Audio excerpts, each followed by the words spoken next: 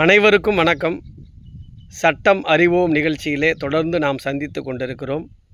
இன்றைய தினம் அரசியலமைப்பு சட்டத்தினுடைய ஆர்டிக்கிள் 142 நம்ம பார்க்கலாம். அது ஒரு மிக முக்கியமான ஒரு ஷரத்து.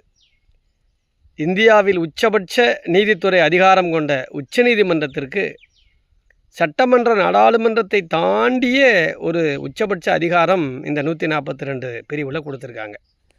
ஆர்டிகிள் 142 என்ன சொல்லுதுன்னா, ஒரு நீண்ட காலமாக நிலுவையில் இருக்கக்கூடிய ஒரு வழக்கை முடிவுக்கு கொண்டு வர வேண்டும், விரைந்து தீர்ப்பு தர வேண்டும், கம்ப்ளீட் ஜஸ்டிஸ் தரணும்.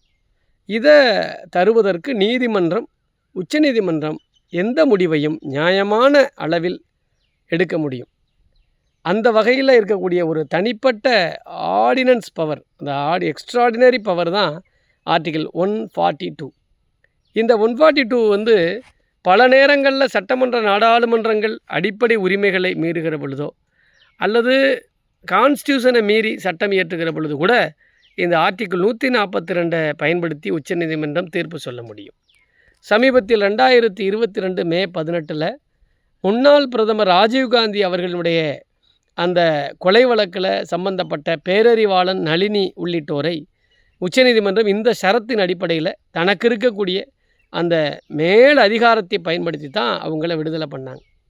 அதில் என்ன நோக்கம் சொல்கிறாங்கன்னா, நீண்டகால வழக்கு, நீண்டகால தாமதம், கம்ப்ளீட் ஜஸ்டிஸ் கொடுக்கணும், முழுமையான நீதி கொடுக்கணும், ஒரு வழக்கை நம்ம முடிவுக்கு கொண்டு வரணும், மாநில அரசு அவர்களை விடுதலை செய்யணும்னு சொல்லி ஒரு ரெக்கமெண்ட் வேறு பண்ணியிருக்கு.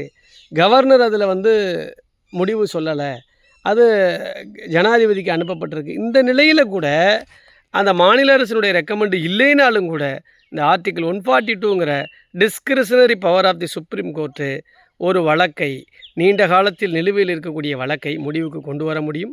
அந்த வகையில்தான் 18/5/2022 பேரறிவாளன், நளினி போன்றோர் விடுதலை செய்யப்பட்டார்கள். அப்போ பாராளுமன்ற சட்டமன்றத்தை தாண்டி ஒரு லெஜிஸ்லேஷன், எக்ஸிக்யூஷன் சரியாக செயல்படவில்லை என்று சொன்னால் அந்த இடத்தில் ஒரு சுத்தியலை வைத்து அடிக்கக்கூடிய, தனக்கு இருக்கக்கூடிய அதிகாரத்தை பயன்படுத்தி அந்த கம்ப்ளீட் ஜஸ்டிஸை கொண்டு வர வேண்டும், முழுமையான நீதியை தர வேண்டும் என்பதற்கு இயங்கக்கூடிய ஒரு சுப்ரீமசி பவர் கொண்ட உச்சநீதிமன்றத்துக்கு இருக்கக்கூடிய மாபெரும் அதிகாரம்தான் இந்த அரசியலமைப்பு சட்டப்பிரிவு 142 என்பதை நாம் இந்த நேரத்தில் தெரிந்து கொள்ளலாம். உச்சநீதிமன்றம் தலையாய நீதிமன்றமாக இருந்தாலும் அதற்கென இருக்கக்கூடிய பிரத்யேக அதிகாரம் இந்த சரத்தில் 142 கொடுத்துருக்காங்க.